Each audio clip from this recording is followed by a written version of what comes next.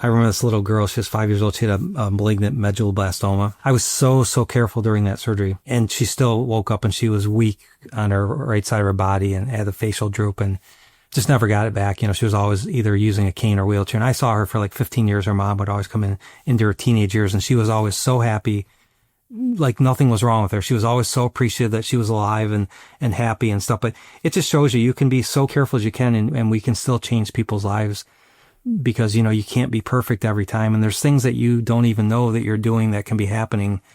I mean, we're only, you can only see what you can see,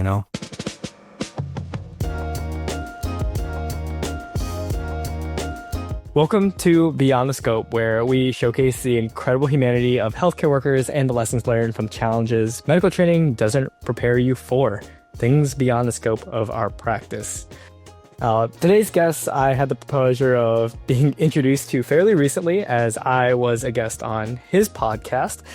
It's no surprise that neurosurgery is one of the most sought after fields in all of medicine, but also comes with plenty of sacrifice physically, emotionally, and mentally. Like world-class professional athletes, the precision it takes to operate on the central command center of our very being as humans is no accident. It takes guidance, repetition, and like all things in life, trial and error. Today, to talk about some of his most impactful cases, allow me to introduce Dr. Hoeflinger to the Beyond the Scope podcast. Dr. Hoeflinger, how are you doing today? I'm doing great. Thanks for having me on. So it's a pleasure to kind of trade podcast at this point.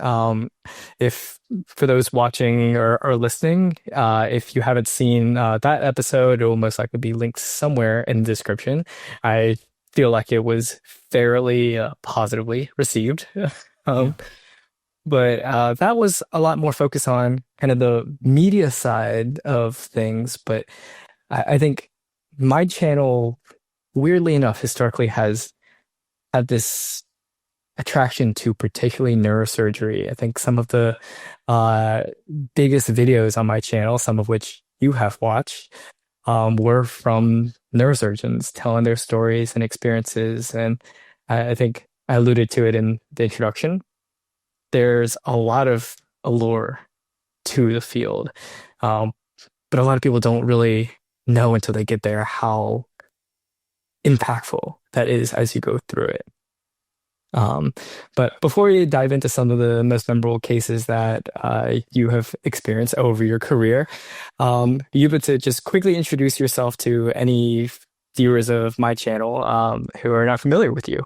Yeah, my name's Brian Hoeflinger. So I'm almost 61 years old now. So I've been doing neurosurgery for 25 to 30 years. I got board certified in 2004, and I practice in Toledo, Ohio. I have married, my wife's a retired forensic pathologist, and I have 4 children. So just enjoying life as it winds down a little bit near the end. And just as, another side, you have quite the following on these social media platforms, and you've told your story and many aspects of your story in and outside of the ORs, amongst it reaching at this point hundreds of millions of people. Yeah, it was just all by accident, I think, kind of. But my son said I should get on social media, and I do videos for my patients, and we started that way. But people are very interested, like you said, in neurosurgery, and it just caught on very rapidly. And so we've been doing it for like 2.5 years now, and I really enjoy it. I like being on social media and talking about impactful, important things. I think part of that, it's with great pleasure that I get have a platform. I can allow people like you to share those stories, and particularly cases. We all learn in medicine, think about board questions. They're all case-based. Yeah. So they're the things that stick with us the most, things where we dissect. I mean, we have M&Ms or is it mortality, morbidity? I just kind of... Yeah, mortality, morbidity, yeah. To learn from the cases that maybe things didn't go so well, so that you and your colleagues can learn from it. I would like to open the floor to you. I know I suggested beforehand kind of piecing like maybe an impactful case during medical school, then one in your residency training, and then maybe one as an attending that really impacted you the most? Yeah, so you have to go off script on this one. I don't really have a lot from medical school. Medical school was my mom dying, so that's my most impactful thing. I mean, that story. And that's a good story. That's a good learning lesson. For all my personal tragedies are good learning lessons. But I don't know if you want to do that or if you want to just have me tell us some stories. And most of them are from practice over 25, 30 years here. I think we can start there with your mom's passing. The thing is, they're more impactful to me as an attending because I made the decisions. In residency and medical school, you're not making the decisions, so it's not as impactful because you don't have any impact on what's happening. Somebody else is calling those decisions for you or doing, I'm not even involved with the case. So for me, those aren't as impactful. It's when I'm in charge making the decisions, that's what's impactful because what I did, changed the outcome some way. If that makes sense to you. Absolutely. But I think since you brought it up, if you're comfortable of sharing, I think that can give people an insight into, a lot of the why. Well, no, I think, I've had a lot of personal tragedy. I became a neurosurgeon because my brother was involved in a car accident when he was 21 and had emergency brain surgery in the middle of the night. And he was in a coma. He was supposed to die, but didn't end up dying. And, he was in a coma for 6 months and could never walk or talk again. And that changed the whole dynamics of our family forevermore. And that's when I decided that I wanted to become a neurosurgeon because I was signed up to become a marine biologist, had my classes all booked. And then that happened to my brother. And after seeing that environment of a neurosurgeon waiting for the neurosurgeon to come around and tell us, is my brother going to live or die? I changed my mind and I decided to become a neurosurgeon. So to fast forward into medical school, this is about a story about how more is not always better. And I think it's a big lesson that a lot of people can learn from in medicine or outside of medicine. But when I was in my second year of medical school, just before I was getting ready to take my boards, my mom one morning said she couldn't write. And she loved to write letters every morning and she couldn't move her hand right. And I came out and I said, Mom, what's going on? And she couldn't use her hand and I was scared to death. I knew a neurosurgeon at our hospital. I called him. He had my mom come into the hospital, got a CAT scan, and she had 7 tumors in her brain. Her brain was full of tumors. My mom was normal at that point, other than couldn't use her hand. So she was admitted to the hospital that day, started on steroids. That helped a little bit. But as a family, we were scared to death. I didn't know. I knew my mom probably wasn't going to live, but we didn't know what to do. And you tend to do everything, right? A family, if you got a loved one, you don't want them to die. You want to do everything. So my mom, underwent 2 brain surgeries. She underwent radiation therapy. All her hair fell out. She started chemotherapy. She vomited every morning. It was just a horrible, horrible existence. And, I remember after a month, my mom wasn't my mom anymore. She's talking goofy. I just knew my mom was gone. It wasn't my mom anymore. But from the day she was diagnosed, the day she died was 3 months. And we put my mother through all that for 3 months. And I learned a couple things at that point. I learned that more is not always better because sometimes I think it makes more sense to accept something bad that's happened and let people enjoy the time that they have instead of putting through all that misery for their last months of their life. And for me, it was a big learning lesson. I always talk to families, give them options. I don't always push for surgery so hard. There are other options. Hospice is an option. There's nothing wrong with that. It's a valid way to treat somebody at the end of their life. But I also learned that that we treat ourselves. There's only one reason we put my mom through all of that, because my mom wasn't making the decisions we were. And the only reason was that we couldn't accept that my mom was going to die. And so we put her through all that for ourselves, not for my mom, for ourselves, because we couldn't bear the thought of losing her, and so I think there are so many lessons in life that can occur through personal tragedies. But for me, those were things that have shaped me to become the neurosurgeon I am, because I really spend a lot of time talking to families and giving them options. And so it doesn't always have to be surgery. I think there are other valid options to keep people comfortable. And it's hard to accept something bad that's happened. I remember when I woke up that morning, probably a lot of you out there have had something happen where you wake up and you wish it was a dream. It feels like a nightmare that you want to wake up from, but it's real. You can't wake up from it. And that's what it felt like. And, bad things happen to good people. I've learned that in my career, and you don't always have to go full bore on everything. So, but that was a personal experience in medical school. And, I wasn't even a doctor yet, for God's sake. And I was getting ready, studying to try to take my boards. And then I had that happen, and I still passed my boards, but it was a hard time in my life, and I learned a lot through that. Thank you for sharing. I know I need anyone. But ask how did that shape the way you approached patients in residency? Because I think a lot of residents come in without having that understanding, and they learn it later on.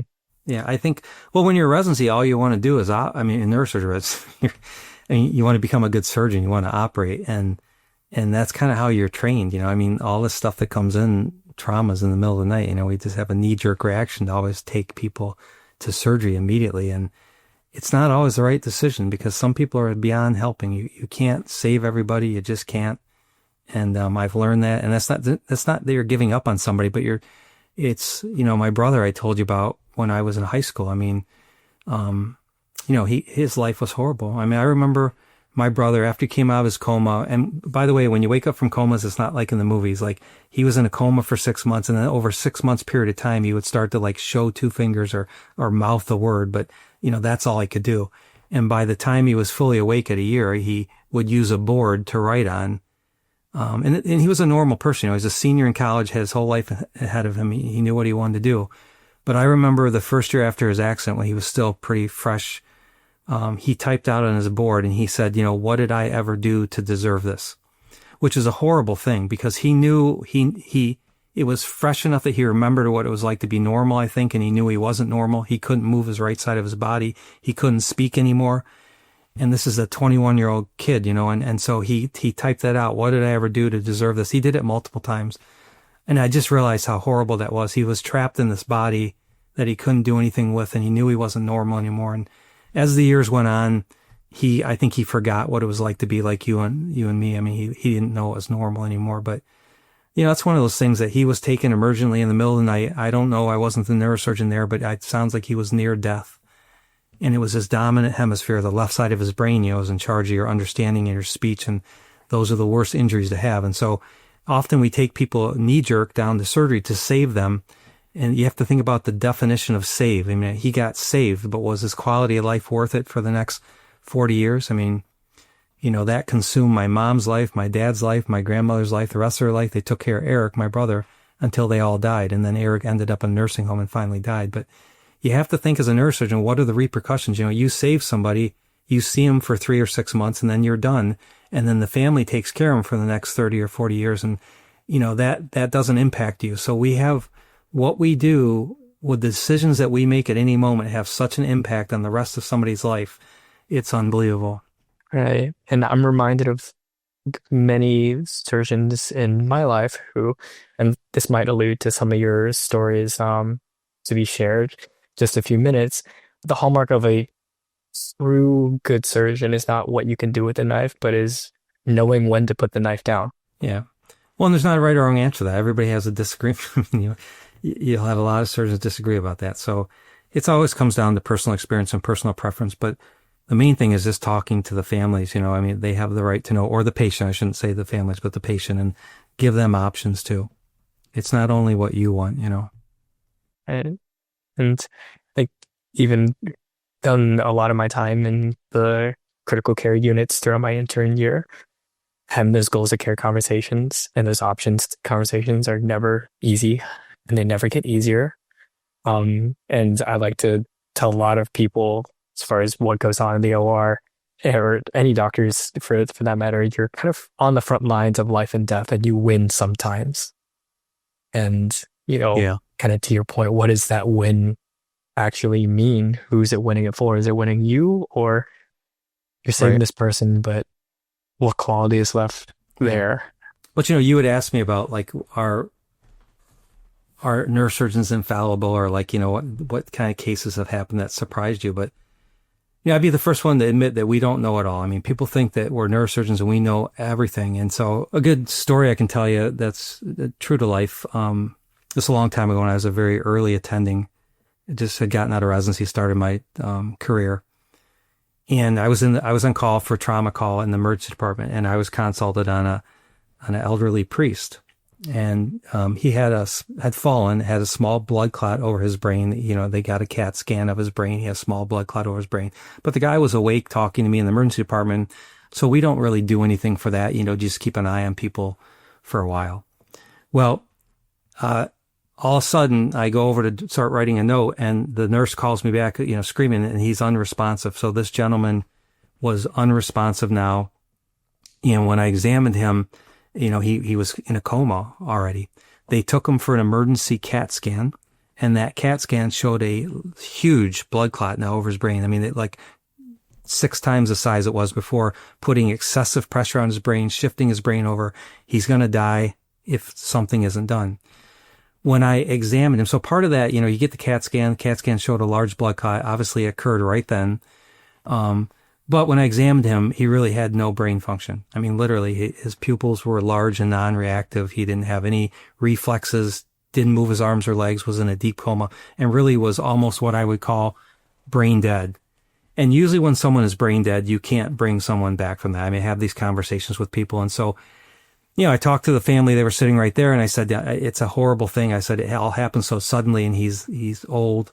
But I said, he doesn't have any brain function. And they asked me what they should do. And I said, well, I can take him down to surgery, but I can assure you probably he's not going to survive. And if he does, he's probably not going to wake up from this. And I think the best thing that you could do is consider withdrawal care, but I'm always going to do what you want me to do. That's how I am. I do what the family, no matter what I think, if the family wants something done. So the family thought it over, but they were pretty quick in their response. They said, we want everything done. He's not going to die today. God's with him, and he's not going to die today. And I said, I kind of went over it again with him because I was convinced he really had no brain function. And I didn't think surgery was necessarily the right thing to do at his age. But the family insisted. So I took him down right away to surgery. When I got there at surgery, so I had to take off a big piece of his skull over the area where the blood clot was to get the blood clot out. And when I took that bone off and I opened the covering of the brain, there's just an enormous blood clot that came off the surface. And blood at that point looks like jello. It's just thick and collagenous, and you take it off. As I took that blood clot and washed it off the surface of the brain, I could see an artery bleeding on the surface of his brain. So that clearly was what was causing the bleeding. So I cauterized that blood vessel, waited a few minutes, and, once there was no bleeding, I put the cover, closed the covering of the brain, put the bone back on, and then I sutured him up and put a bandage on his head. So he went to the intensive care unit, and, he was still intubated. They keep the breathing tube in because he was so bad going down to surgery. We keep the breathing tube in, keep him sedated. Well, the next day I come in and he's awake, and he's not perfect, but he's awake, and will show me 2 fingers, will wiggle his toes. Several days later, this guy was extubated. They took the breathing tube out, and he was essentially almost back to normal. And, I'll be the first one to admit that I was wrong. And I wouldn't have expected that in a million years, but for whatever the reason, he made a full recovery. I saw him months afterwards, and he did very well in his CAT scan. The bleeding was all gone. I don't know how long he lived after that. He's pretty old, but it just shows, nobody knows everything. And you have to, as a surgeon, you can't always think you know everything. And so in the end, I don't make decisions for people. I mean, I give my advice, and I always tell people I don't know everything. I could be wrong.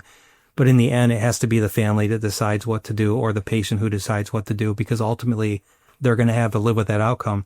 And they made a good decision, and he was saved that day. And, what can you say?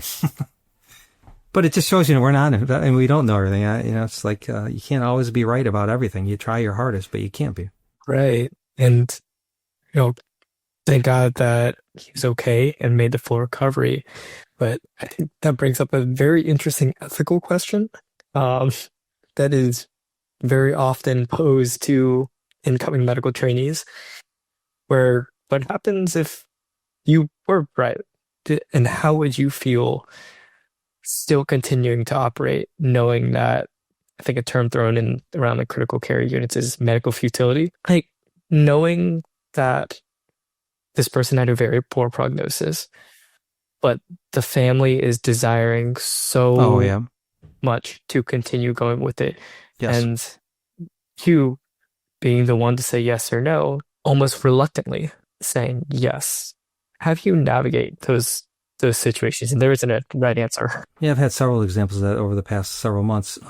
So, back to the other guy, I think the reason he survived and did well, usually when people have blood clots over the brain, it's from trauma, from injury to the brain plus the blood clot, right? So, but there's a component of brain injury. This gentleman just had a spontaneous bleed right there in front of us, got him down to surgery immediately and got the pressure off his brain. So I think that's why he did well, because there was no injury to the brain, there was no trauma to the brain, and we got the pressure off the brain pretty quickly. So I think that's why he made a good recovery. Other people, who've had brain injury, they've been in a car accident or have some type of brain injury, it's a different story. But there are, there are people when you see them in the emergency department and you try to explain to them that you think it's futile. I had a person who was in a horrible car accident and had a horrible brain injury and really had no brain function. And it's their son and it's the middle of the night. And you try to explain to them that there's nothing that I can do. I can take him down to surgery, and we can try a last ditch effort, but I don't think there's anything that's going to save him or make him better to what you want him to be. Meaning my brother was nothing he would ever wanted to be. And I know my mom never wanted her son to be like that. And yet he went to surgery and he lived his life out the way I described to you earlier. But in the end, if a family just can't let go, if they can't let go and they need that, I'll take them to surgery. Some families need you to do everything to have peace of mind, because the hardest thing about talking to families in my career is that they feel like they're giving up on somebody, meaning most people want everything done, because if they give up on that patient, they die, they feel guilty that they didn't do everything. They feel like they held out on that patient. And I get this all the time, and I have these conversations. I understand that you feel like if you do nothing and the person dies, that you held out, that maybe they could have survived, and that guilt will eat you the rest of your life. And it's true, it can be there, but I tell families that you have to do what you think the patient will want to do. That's the best way to do it for anybody watching this who's involved in this type of work. I sit families down and I'll say, if your family member who's lying there in a coma right now with the brain injury or the horrible brain tumor or cancer in their body, if they were sitting here on this couch with us, listening to this conversation, describing how they are and the options that we have, would they pick to go down the surgery, or would they rather have you let them go? And I think if you think about it from the patient's perspective, if the patient's there with you, most families know what that loved one wants to do. And most people will opt out and say they would never want to live like this. They would never want to be like this, and they'll let them go. But you have to take that guilt away. You have to give the family an out. You have to give them away so they don't feel guilty about their decision, because that's the hardest thing in life, is to take a decision away from someone when you think they might survive or might do well. That little ray of hope, all a person needs is a tiny ray of hope to make sometimes a decision that's a lifelong decision for that patient. I think it reminded me, again, a lot. I can only probably count on two hands the amount of conversations I've had like this in the ICUs, but that's exactly how we pose it. And I think it becomes interesting when family members may be distant and this is the emergency contact, and they are now, the patient is not at a point where they can respond. And so this distant family member is wondering, oh, well, what would they have wanted? Yeah. That's when things get a little hairy, but I do always pose that is, at the end of the day, make a decision that is best in line with what they would want. And I always tell them, you obviously love and care for your loved one. You know them much deeper than we ever will. So Right. We are here to give our advice as medical professionals, give the objective prognosis of where things are going. But at the end of the day, this is your loved one. And we want to give the care that is best aligned with ultimately their wishes. And there's no crystal ball, and there's never a right or wrong answer. You have to do what your experience tells you. And I think a big part of our job is just explaining to people, try to explain to them so they really understand what's going on. If you can help families and patients understand truly what's going on, they can make good decisions. But if you just walk in and say, I can take him to surgery and save him, what does that mean? The family doesn't know. They just want their loved one to be alive. So you save them, and then they're like my brother, living a life in a nursing home or being cared for the rest of their life. There's different, you have to just explain to what does save mean? What are we saving this person for? What kind of quality of life do we want? And then in the end, after you help them understand all this, then they can make a good decision, whatever that decision happens to be, you know? Absolutely. Well, I think now is a good time. That was a lot of heaviness. It is a lot of heaviness. We'll take a quick break, and I can't promise it won't get heavier afterwards, but I think a little breather is needed for ourselves and the viewers. Yeah. Be right back.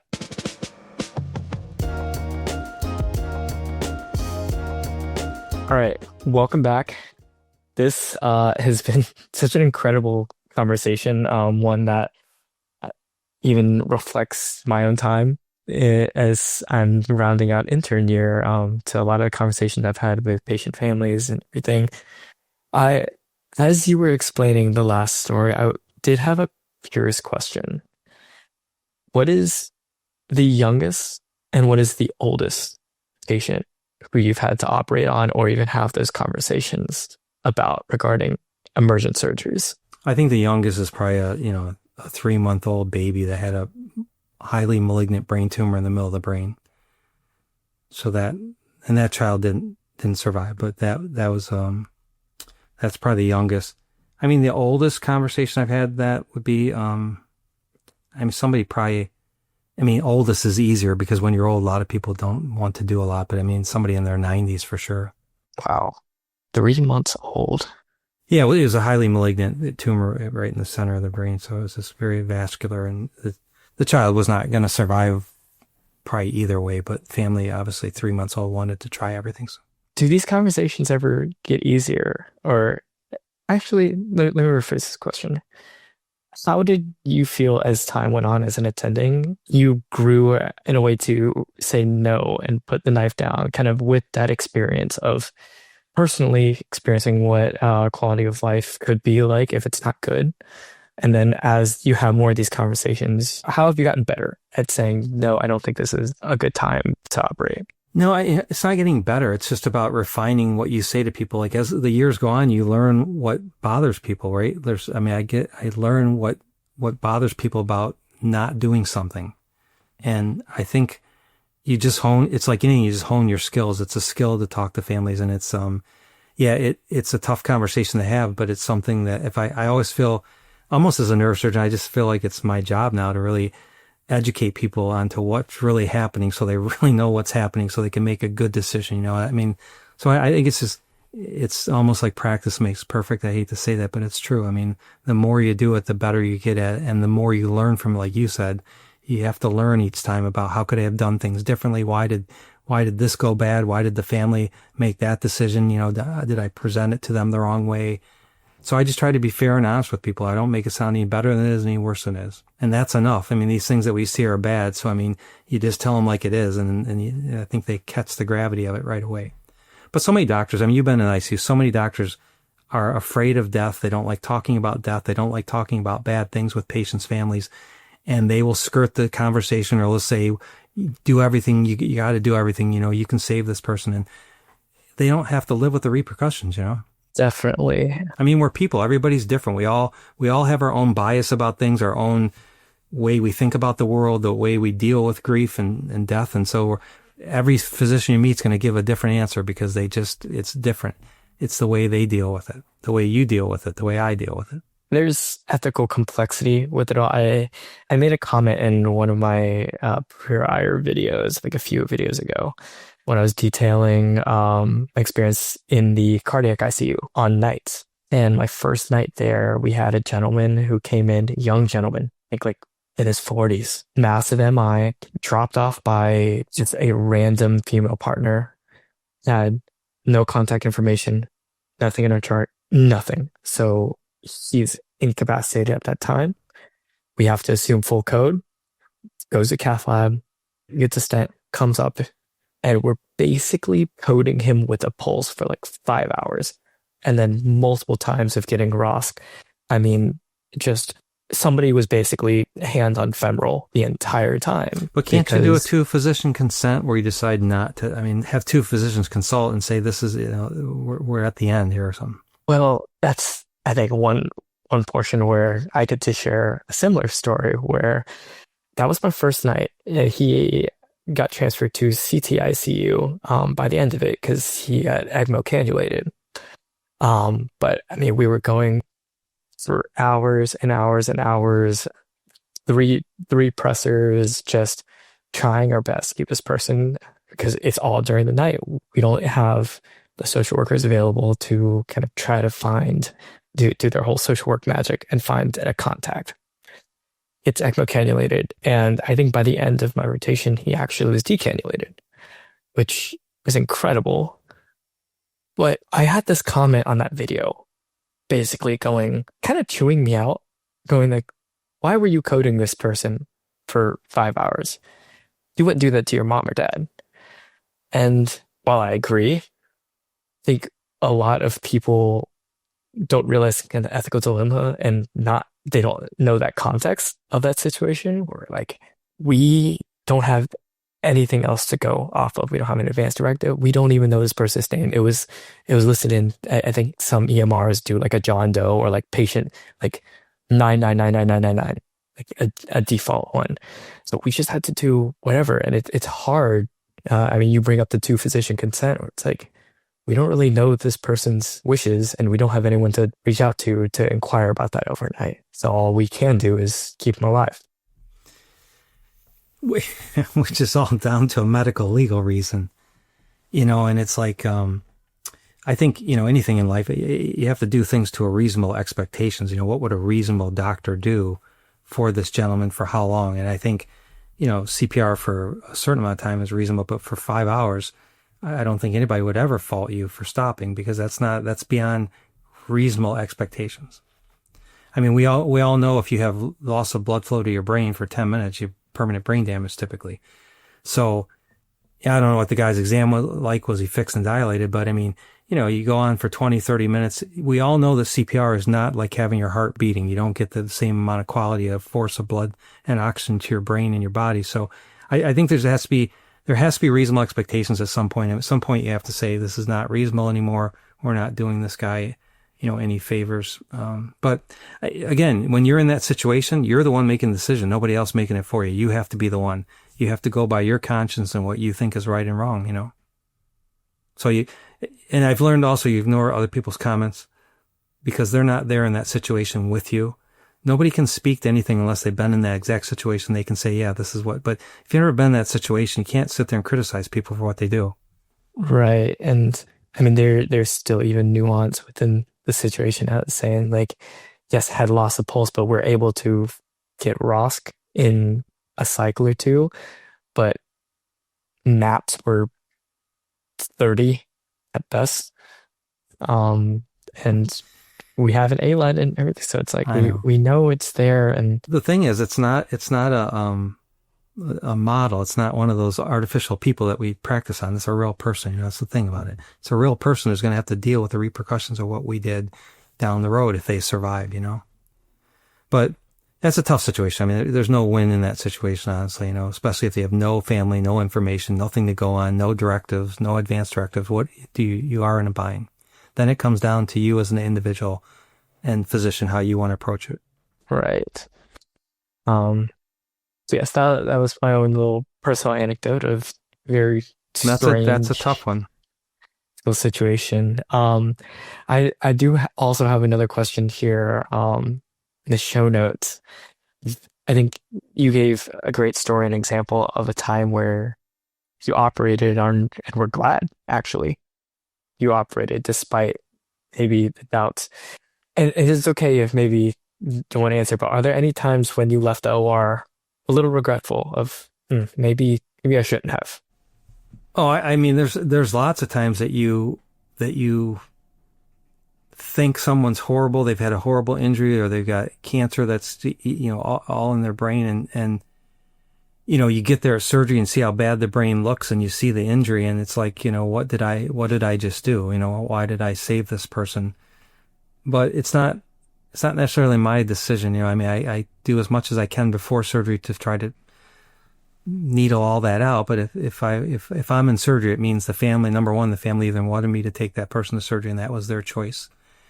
Or number two, like you said, if there's any chance of hope and we have no information to go on, sometimes we do a 2 physician consent, and the people want you to take this person to surgery. You got another physician who's saying, yes, let's go to surgery. It's hard to be the standout person, I guess, because as I said, we don't know everything. I don't know everything. And so in that situation, those would be the two situations where, that I've taken someone to surgery, and maybe I shouldn't have, but those are the two reasons why that would happen. After these procedures, when say you do everything you can and, out of your control, it's not enough.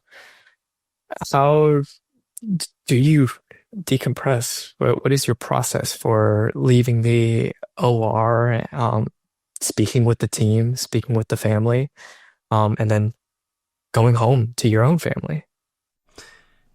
Yeah, I don't know. People put a lot of emphasis on it. I've not, I've just had so much tragedy in my own life.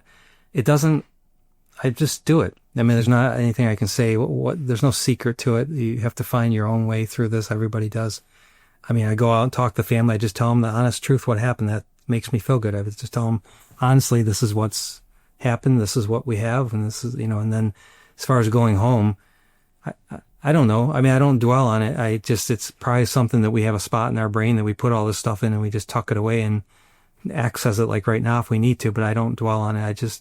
You're not going to survive if you do, and you can't walk around the rest of your life feeling guilty about every case. Like, God, I should have done this. I should have done that. You can't second guess yourself. You make a decision, and whether it's the right or wrong decision, you got to make that decision. And in your mind, you did what you thought was right.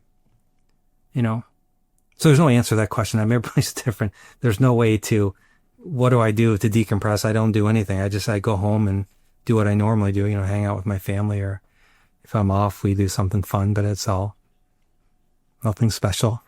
I think that I saw, because I have a lot of surgery friends and peers, and I think a trademark of each of the personalities is a very strong decisiveness of, there is no regret because you fully commit to that decision. It's an informed decision, but we're going to commit to it. Brought up the example of, are there times when you make the incision and you're like, oh, this is a lot worse than we thought. There's no way to do it, but that decision was made. You go in and you do your best. Yeah. Once you're in there, you gotta keep going. So, I mean, and sometimes that does happen. You get in there, it's a lot worse than you thought it was going to be, but your job is just to do the best you can for that patient as safe as you can and get the job done. And you cannot be indecisive. You won't survive. If you can't make decisions or you're going back on your decisions, that would eat you up. So, I mean, you have to make a decision, be comfortable with it, and move on. And you make those decisions all day. You do too. We all do. I mean, look at patients. I mean, I saw 31 patients in office today. I mean, every person, you got to make a decision right there on the spot. What you're going to do with them, do they need another test? Are you going to operate on them? What kind of surgery you're going to do? I mean, you just got to make decisions. You can't, patients don't want you, well, I'm not sure. We could do this, but I don't know. This sounds good too, but maybe we could do this. I mean, you have to build confidence in your patients too, right? They want someone to make the confident decision. So it all flows. All that plays in the patient care, how well the patient does, how you interact with them, how confident you are, how you go about making these decisions. They're watching all this. I mean, people are, they're watching, and it's interesting. The first episode of season 3 podcast was with one of our fearless leaders of Hippocratic Collective, Frances May. And likewise, she's an ENT surgeon, and she mentioned something along the lines of, you have to go into the procedure, surgery, fully believing that you are the most qualified and most decisive person to be doing that surgery, because if not, then you should be referring it out to somebody else. That's the level of confidence you need to have coming into the operating room. Like, that is a great way to, I think, for anybody thinking of doing surgery, to approach things, but also just in medicine, in life, have that confidence and decisiveness to know that, like, I'm coming with my best foot forward. Yeah. And if I'm shaking it, and maybe you should refer to somebody else. Yeah. But I don't have to be the best. I know I'm a good surgeon. My patients do well, and I do good surgery, and that's good enough for me. I don't have to be the best. Who is the best?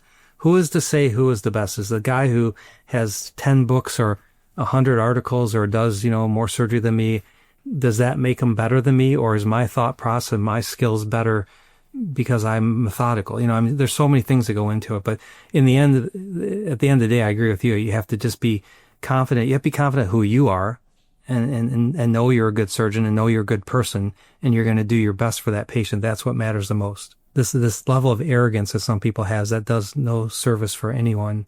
It's got to be, there's a difference between confidence and being arrogant. Confidence is knowing that you know who you are. You're not going to let somebody influence you by what they say to you. Some people are arrogant. I think they have to act more than what they are, because what people say to them affects them so much that they have to project this big image to the world that I am the best. But I don't need to be the best. I'm confident who I am, and I know what I can do, and I can do good surgery and make good decisions, and that's all you need, And that's all the patient needs too. I think so. I think that's true. I think we're getting to kind of a wrapping point. I do want to take a moment, because I know for a fact there are a lot of people watching and listening that want to be in your shoes one day, to just take like 10 minutes to me give some heartfelt advice. I know you've probably done your fair share of mentorship over the years. What is the one advice that you would give to, I'm going to give the MS3 right now, saying, I really want to go into neurosurgery, watching this video going, I feel like I have those qualities. What would you tell that student right now? Well, I think, for me, so you have to be somebody obviously who likes the brain and the human body. But I mean, I think neurosurgery is just one of the most fascinating careers that you can have, because the brain is the controls everything in your body, has the most mystery of our body by far. And I'll tell you, to take a person to surgery and save somebody's life and have them come back afterwards and say to you that, thank you for saving my life. Thank you for saving my daughter's life. Thank you for saving my baby. I mean, there's nothing in the world that can make you feel as good as that. And it's not about me feeling good, but there is a sense of pride when you can help someone to that extent. Or just, I had a elderly gentleman once who came in, and you got to hear the story to appreciate it, but what the difference that you can make in people's lives. So this is an elderly gentleman who came into my office, and over the course of 6 months went from walking to using a cane to a wheelchair to just couldn't walk anymore. And I saw him in the office. He had so much pain in his back and down his legs, he couldn't walk. He was in a wheelchair. And he's been through everything. He tried physical therapy, pain management, every conservative measure he could try at his age. He did, but nothing worked. And he told me, I'd rather be dead than live like this. I just can't live like this. And I don't know what that meant, if that meant anything, but he certainly said it to me. But on his films, he had severe narrowing of his spinal canal at one level, just severe. Spinal canal was completely closed off on what. So had a conversation, gave him all the options, told him about surgery. And I said, surgery at your age is more risky, and there's not as much guarantee I can give you. But he really wanted to do it. And I said, okay, it's a simple surgery. It doesn't take me long to do. So admitted him to the hospital. Next day, did his surgery. Took about an hour and 15 minutes, hour and a half to do the surgery. Wasn't very long. Was admitted to the hospital. So I come in early the next morning before I went off to surgery office, whichever it was, and he's not in his room. And I'm thinking, why is this elderly gentleman not in his room? And why is he not in his room? I mean, your mind wanders. I'm thinking, did he have a heart attack? Did he die? I mean, what is he in the ICU? Where is he? So I come walking out of the room. My heart's racing now. I'm really worried about what's going on. And I walk out of the room, and here's this guy walking with the nurse in the hall. I mean, he's walking, and he came to the hospital in a wheelchair. And he approached me, and I said, thank God, I'm so glad to see that you're okay. And he goes, doctor, I have to tell you, today's my birthday. And he said, this is the best birthday present anyone's given me in my 90 years of life. He was old. He said, I don't have any pain in my legs and I can walk. And he said, I just want you to know that's the best birthday present I've ever gotten in my life, and I want to thank you. Now, you can't put a price tag on that, because look at how I changed that guy's life. And you don't have to be 90 to have that happen. That's just an example, but we have that all the time with people. I mean, we help people. We change their lives so they can play with their children and go play golf and enjoy their life. So anybody out there thinking of neurosurgery, you can make such an impact on people's lives in such a positive way. And there's nothing more satisfying than that for me. It's exciting, it's fascinating, but you help people. And that's why if I went in neurosurgery, and that's why I would encourage anybody who that sounds appealing to go into neurosurgery or any kind of surgery or medicine. Very well said. I got one more fun question for you to wrap up. What's your favorite procedure? My favorite procedure, nowadays, it's probably just a clean lower back surgery because people do so well from it. When I was younger, I did all kind of crazy, complex surgeries, and they were cool and fascinating. But as I get older, it's harder to do those, 5 to 8 hour surgeries and the more complex ones. So for me, my favorite surgery now is just a simple, straightforward, neck or back surgery that helps people so much. Sometimes simple is better. Simple, absolutely. Sometimes it's better and just as rewarding. Yeah. Well, Dr. Hoeflinger, thank you so much for a little bit of your valuable time. It was such a pleasure to have you on the podcast. And where can viewers and listeners find you on social media? I'm Dr. Hoeflinger, so it's just DOCTOR, Dr. Hoeflinger, HOEFLINGR. You can put that in the things. But I'm on Kevin put me on all the platforms. So I'm on Instagram, Facebook, TikTok, and YouTube. All right.